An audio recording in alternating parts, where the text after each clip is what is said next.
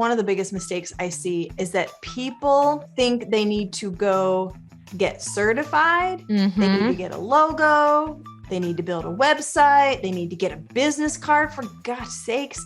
Like all the things to feel legit, because on the inside, they don't feel legit. They have to go come up with a business name. I was like, just use yourname.com. Like, just keep it simple, because you don't know that you're going to be successful until you go get a client.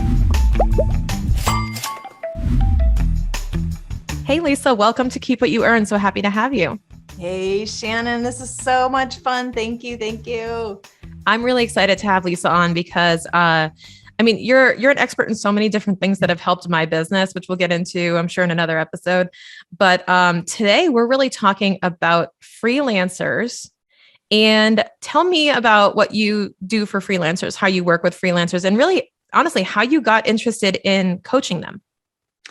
So I started my own freelance business about 4.5 years ago. I stumbled into it, writing blogs and emails for people, and then started writing copy. I didn't even know what a copywriter was. And one day somebody said, "You're a copywriter." So that's it. I called myself a copywriter, and I built a pretty amazing freelance copywriting business on Upwork. And about my second year into it, I had a wait list of clients and I needed to bring on more copywriters to help me. It was a great problem to have. And as I was interviewing copywriters, they were like, "How did you do this? Can you teach me how to do this? How did you build this business? How did you get on Upwork?" And I thought, hey. And then somebody said, "Can I pay you to coach me on how to do what you do?" And I was like, this is a business. Okay. So I started a Facebook group and a community, and I just started talking. I didn't even have anything to sell. I just told people what I did, And it really has grown into a platform and a brand that I'm super happy with. It's helped a lot of people during the pandemic when they left work or lost their job to be able to say, "This is my sign. How do I get into it?" And then I kind of give them a step-by-step roadmap on how to hop into Upwork and start their business. I love that. And it's so true, because a lot of folks are out saying, maybe I'm going to go into freelance now, because they kind of, as I put it, the hamster wheel stopped that we were all on, and you could choose to get off or get back on. And a lot of people got off the wheel and they realized, I could do this on my own. How do I do that? How do I make this a business? And I'm hearing a lot lately from folks like, are you a business owner? No, I just freelance. Yeah. And I laugh, we're both laughing because you are a business owner, right? There's a bit of an identity that people have as a freelancer where they think, well, I'm not really a real business yet. Can you give your take on that? Yeah, there is a gap between your identity, and you haven't caught up with your identity. So whether you call yourself an entrepreneur, business owner, or freelancer, that's up to you. They are all the same thing. In many ways. And, as a stay-at-home mom at the time, 3 kids, I was hustling and side gigging and doing stuff when the kids were at school, which a lot of people get started. And what happens when you bring on that mentality or that identity, even when you start seeing success, you're still clinging to not me, until my accountant at the end of the year said, "You made over $100,000. This is a legit business." And I pulled my head out of the sand and I was like, what do I have? I still carried that identity. Why I wanted to cling to, no, I'm just a stay-at-home mom that's working on the side.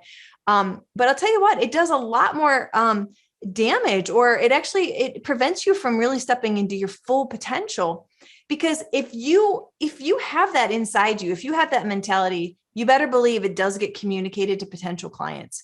You end up charging less because you don't think it's worth as much. You undervalue what you deliver. There's just not a lot of confidence. And so there's opportunity for clients to take advantage of you or do scope creep, and you end up giving more. You become a people pleaser. It really can, if you don't step out of that and get off that hamster wheel, then a lot of freelancers will make a decent amount of money, but they never go to that next level, and they just always feel like they're grinding. And that's not what a freelancer should do.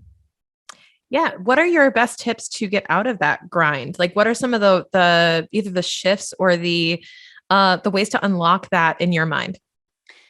So I talk to the freelancers that I coach about the stages of freelancing. And the first stage is exploring. It's trying to figure out, like, what do I like? What am I good at? What are people willing to pay for? You kind of have to get out there and test that out. I wrote blogs and I wrote emails, and like people kept paying me. And I was like, oh, okay, I like this. I like this. Oh, I don't like this. I don't like. Give yourself 6 months of just exploring. Once you figure out what you like and you don't like, here's where a lot of people forget this step, or they don't do this step. They don't narrow down. They don't narrow down their niche. They don't kind of plant their flag in the ground and say, this is what I am. This is what I do. They still want to get all the clients and not leave any money on the table. And they stay really general. So all they're doing is saying yes to people, and they're kind of scattered, and you never really get traction until you narrow down and go, this is what I do. Simplify your message. Then the third part of that is going, hey, this is working. I'm going to be here for a while. I better kind of get some systems in place and some processes. And I'm going to make templates, because now I know what I do. It's repeatable. Like, I can tell people I've been doing this for a while, or this is my process. So a lot of it, most of it is mindset on the inside. Is stop thinking you got lucky. Stop thinking that it's all going to fall apart the next day. Stop going, oh man, I can always go back and get a job. Like, grow up and say, this is what I do. Draw a line in the sand and say, here I am, and start acting bigger than you really are. And you'll start attracting clients that think you're bigger than you really are. And guess what? Then all you got to do is step up into that, right? You're just creating a platform for yourself to move into. Yeah, I totally agree with that. It really comes down to identity, and whatever you call yourself, you'll be, right? If you want to build a business, you're a business owner. Just show up as a business owner. And I always make the joke to folks that I coach and say, and you've heard me on the show say it, the moment you wake up and decide you want to be in business, you're technically in business. The moment you flip that proverbial sign on your door from closed to open is the moment you're a business owner. There's no like milestone you have to hit. You don't have to get the LLC. You don't have to do anything in order to consider yourself a business owner. So I think that if anyone out there is, struggling with the identity of that, there's a lot more to it, right? There's just a lot more to it. I'll tell you, one of the biggest mistakes I see is that people think they need to go get certified. Mm-hmm. They need to get a logo. They need to build a website. They need to get a business card, for God's sakes, like all the things to feel legit, because on the inside, they don't feel legit. They don't, right. They have to go come up with a business name. I was like, just use your name.com. Like, just keep it simple, because you don't know that you're going to be successful until you go get a client. And if you right. think a logo is going to help you get a client, you have really got your head on wrong. So stop avoiding the actual work of going to find and get clients, because everybody loves the fun of logos and names and all that stuff. But it's just a distraction until you really start finding your way in the business part. And what do you recommend people do? Let's say they're starting to get, they're dabbling in freelancing. They're in the exploratory phase, but they're like, I need to get clients. Yeah. Where do they find their first clients? Maybe they're, other than their friends and family and people they, right, they market to in their closest inner circle. How do they expand beyond that and find clients? So good. Once you tap your inner friends and family and your Aunt Martha's friend Susie, which by the way, are all horrible, like clients, like they're just messy, but sometimes you need to get a portfolio, you need to do work for free. I highly recommend that. It's a great chance to practice and things like that. There'll come a point where you're like, okay, now I need to get serious. I need to go outside my network to find leads. And I have found that going to a freelancer platform is the best source of qualified leads. And right now, Upwork is dominating the market. Fiverr is there, Guru is there. There's 4 or 5 of them out there, but by far, Upwork is the biggest, the most robust. And this is what I say to people. Instead of trying to schlep yourself on social media and on Instagram, like, hey, this is what I do. Call me if you need something, where it feels icky to promote yourself sometimes on social media.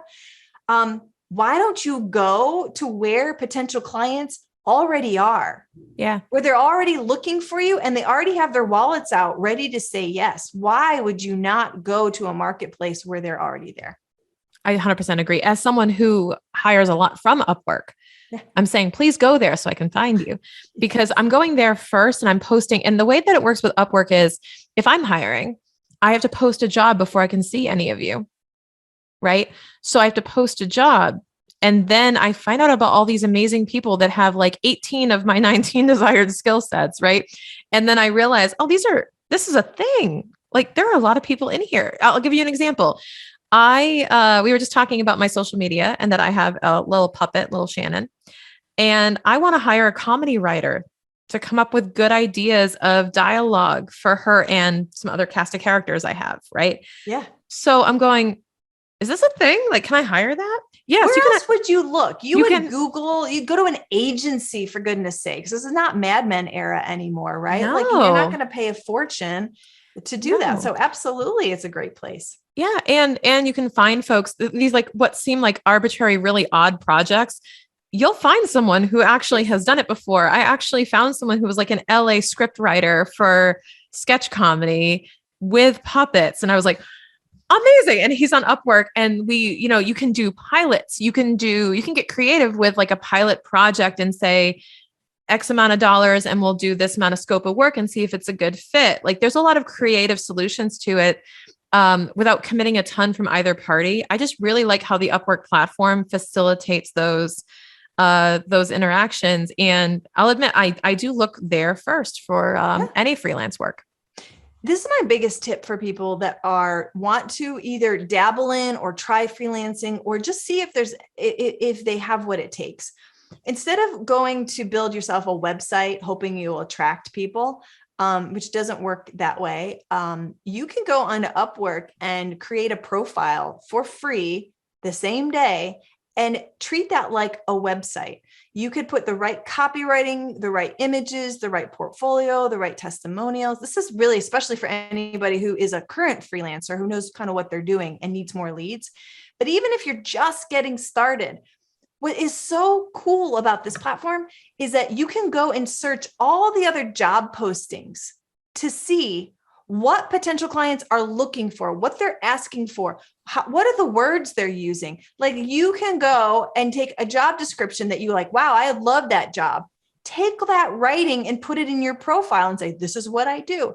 It is just a really great, and you can research the competition. Go look at other freelancers in your area and say, what are they offering? How much are they charging? Like, how are they messaging themselves? It's all right there in front of you. You can get up and started in a matter of, a couple of days and find a client. You can be applying for jobs the same day. I love how quick the platform is. And by the way, I am not affiliated with Upwork. I have a love-hate relationship with Upwork.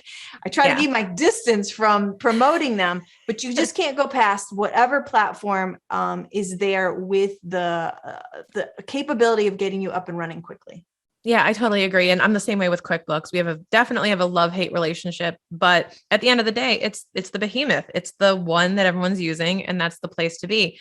So that makes total sense. So let's say we got a freelancer who's updated their Upwork profile. They're out there searching for clients, and maybe they're not getting the ideal client, or they're having a little bit of resistance in finding the type of client they want to work with. What are some of the tips you have for them?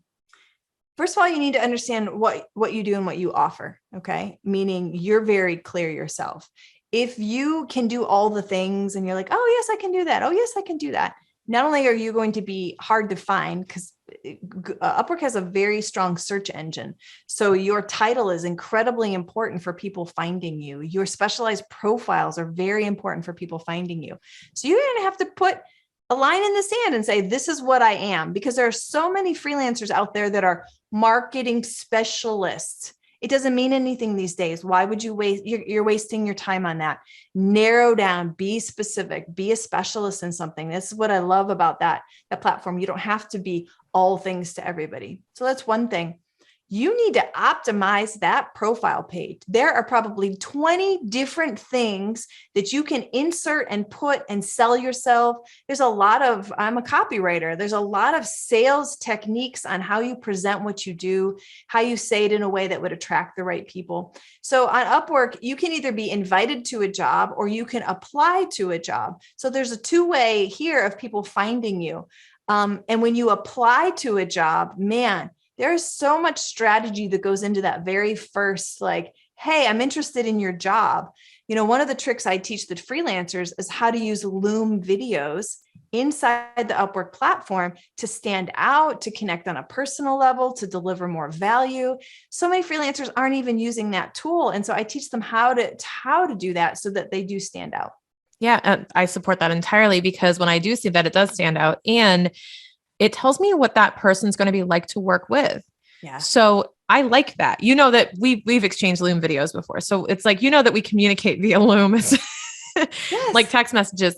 So it's really easy if they can demonstrate with visuals and say, this is what I'll do for you. Here's an example of my work, and also narrate it like they're presenting to you and pitching person to person. And when they add that personal touch of their voice, their appearance, it just adds a new level of honestly trust, because you end up realizing that, oh, this is actually a real human and they're describing the work. And the other tip I would have for them that I've noticed is when you can specifically refer back to the particular post or particular job with, if the person provided links, go look at them. If they provided 100%. Content, go look at it, reference back to it, and show that you've done the homework to understand what they're looking for. Too many of them, I hire a bunch of people on Upwork too, and too many people cut and paste, dear sir, madam. And they just like, did you even read like what I wrote? It's not even personal.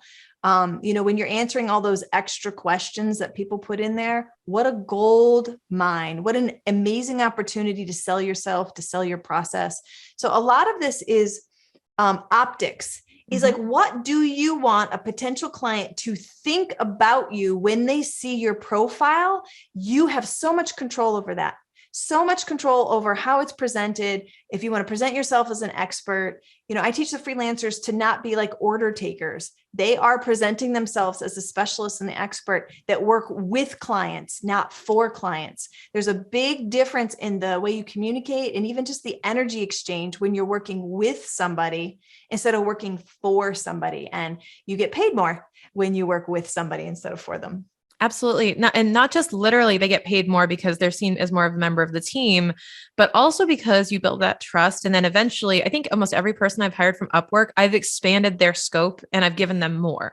Yes. I go to them first. I say, if I have a social media thing, I go to that person. If I have a video thing, I go to that person. Why? Because they already know my brand, my content, the way I work, and communication. So that is the path of least resistance to keep giving them more work.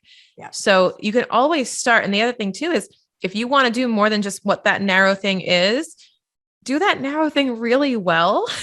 Yes. And they will give you more. The person will give you more work to do. There's no shortage of work in an entrepreneur's life. Yeah. The opportunity that's out there is unbelievable. And if you think about, hey, I only need 20 clients a year. There's hundreds of thousands of people on Upwork. They probably will say millions. Is like, how do I find 20 people that I really like working with on projects I like, that I can get paid what I'm worth? That is what you're looking for. So you've got to go into it with that intention instead of being jerked around and being like, the victim mentality. Oh, I guess I have to do this. You say, oh, no. This is a platform. I'm going to dominate. I'm going to come in there. I'm going to use this as a tool for myself to build my business. I think it's just a really great starting point. I love that. And last question for you on the freelancer topic here is, what about people say freelancer, and I think it actually in some connotations commands like a lower hourly rate. Like if they're a freelancer, they only make X, or that they're not high earning freelancers. What if someone wants to be a really high earning or command a high hourly rate or a high project fee? What are the different ways that you recommend they use the Upwork platform, or some tips you have for someone who wants to really stand out, but command a bigger price point and they know it? I get this a lot. I have a lot of people, I have a lot of skeptics that come at me and say, it's a bottom feeder platform. It's a race to the bottom. Only people are there to work for pennies or dollars. And I was like, well, go look at my profile. But my projects are $6,000, $7,000, $9,000, right? As a copywriter. And part of this is realizing that on Upwork, when you apply to a job, that is not a one-time deal. You don't communicate one time with a client and they're like, sure, Lisa, here's $8,000. I'm going to hire you today. No, you have to go through a proper sales process. This is people exchanging or investing a lot of money. So you've got to get on a call with them. You have to send a proper proposal. You need to build the value of what you're doing. I guarantee there are clients on there that are looking for the best, the expert. There's always people that are looking for the cheapest. They're just not your people. You just got to move on from that, right? And not take that personally. One of the things I see freelancers do, man, they get all worked up and so take it personally. Like, who do they think they are? They only want to pay blah, blah, blah. And I was like, you got internal issues going on here. You're still trying to prove your own worth. Move on. They are not your people. Not everybody on the platform is for you, but there are definitely people that are looking for top notch. What you said, Shannon, is really important. Think about these business owners and they need support. Where do they go? They literally just Google it. There's not a lot of other options. So unless they're going to go to a big agency and spend $10,000, $20,000, $30,000, they're going to be willing to pay those higher prices on Upwork. You're going to have to set yourself as an expert. Your hourly rate, you're going to have to position at a pretty decent to give them an idea. And every project that you do becomes a record on your profile that shows other people what previous clients paid you. That is the number one indicator of how much you can command, how much you're going to charge. By the time someone gets on a call with me, they have a good idea how much I cost. And if they're still willing to get on a call with me, we're going to be just fine. This is going to be great. I don't surprise anybody. I don't get people going, wow, I didn't know that was going to cost so much. We don't get that anymore. So you learn to qualify clients so that you're only talking to people that are really your, ideal client. Yeah. And there are definitely people looking for the best of the best. Like I've gone on Upwork looking for, I'm planning to spend 4 figures, right? And people like me are out there on there going, where can I find someone? I want to support a freelancer. I want to support someone working from home or a stay-at-home mom or a military spouse or whoever it may be. I want to support these people. How can I do that? And we're actively looking for folks to help support and to obviously do work for us. But I find Upwork is a really great way to directly connect you with freelancers where you're not going through a complicated agency or paying agency fees or anything else. It's just much more of a straightforward platform. Yeah. So again, not sponsored, but it has been a delightful experience working with them and with Fiverr, actually. Fiverr, I have no complaints about, but I think showing up on those platforms, as you put it, before you worry about social media presence and website and logos and all the other stuff, that is huge because that's actually where you're going to find clients. Yes. Prove that you can actually do the deal and get clients, right? That is the hardest part. I'll just say this. So many freelancers go into freelancing because they love the work. They love writing. They love graphic design. They love bookkeeping. They just want to do what they love. They love the work. What they didn't sign up for is the work it takes to get the work. They didn't sign up to be a salesperson. They didn't know they had to get on a call. They didn't know they had to write proposals and they resist it. They're frustrated. They resent it. They're angry and they never move forward because there's so much friction at the front end. Just get good at selling, get good at communicating, know what you do, simplify your message, put it in great words people can understand. Then it smooths the roadway for you to be able to then just spend most of your time doing work that you love, right? So that's what people don't know about when they think about freelancing. They're like, oh, I still have to sell myself before I get the work. 100% agree. And so I know that you actually coach through that. So could you tell us a bit more about what it's like to work with you and learn about some of those skills? I work with all types of freelancers. So I don't help anybody in their specific skill set, which is great. What I do help them understand is how to position themselves to stand out. As a copywriter, I know how to write words that sell, words that move people.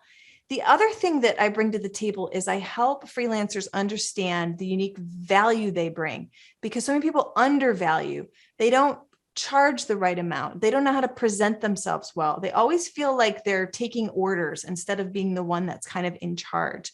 And so when you can shift that mindset, and there's so many different tactics and strategies and frameworks, I help people with their proposals, with their discovery calls, their Upwork profiles, really how to master Upwork. And I don't mean like the boring basics. I mean, like the behind the scenes, do this, don't do this, do this, don't do that. I'm very practical. I give people the words, exact words to say. And I also show them my stuff. I pull back the curtain on my own current copywriting business. I say, this is my profile. Make yours look like this. This is what's working. This is what's not. So it's a very hands-on. People who take my courses and stuff, literally the same day will go make changes and go, oh my God, it works. So it's not a bunch of theory of like what you should do. It's directions of like, do this now. Perfect. So, so how can folks learn about working with you and get more of this type of information from you? I love for people to jump into the Facebook group. It's free. There's 3,000 freelancers in there. There's so many free resources. Nobody has to spend a penny to get started. There are a lot of live masterclasses that you can rewatch. There's a lot of resources in there. I have a YouTube channel that also does a lot of teaching. So that would be the first place to jump in. If you are looking to get into Upwork, or you're curious, or you're like, I need an edge, I put together a free masterclass for people to get started. I usually do them live trainings, but I recorded one so it's on demand. I would recommend people starting there just to see if it's for you. If you change your perspective and you see it in a different way and you're like, oh, I see the opportunity here. Now I want to get started. Then we can talk about jumping into some of the courses or the other trainings. Perfect. And we'll make sure we link all those resources in the show notes for folks. So you can just jump down to the bottom of the show notes page and check out all of Lisa's links. Lisa, thank you so much for joining us. It's been so helpful just hearing your perspective on the freelancer's journey into entrepreneurship and a fresh take on what we normally associate freelancers with, which is probably, again, lower ticket work, repetitive, and not really a real business, which I think are all myths. Absolutely. I'm so glad. I think more people will thrive when they start taking ownership of what they want to do and realizing they don't have to work for other people. They can work for themselves. So thank you for having me. Absolutely. All right. We'll see you next time.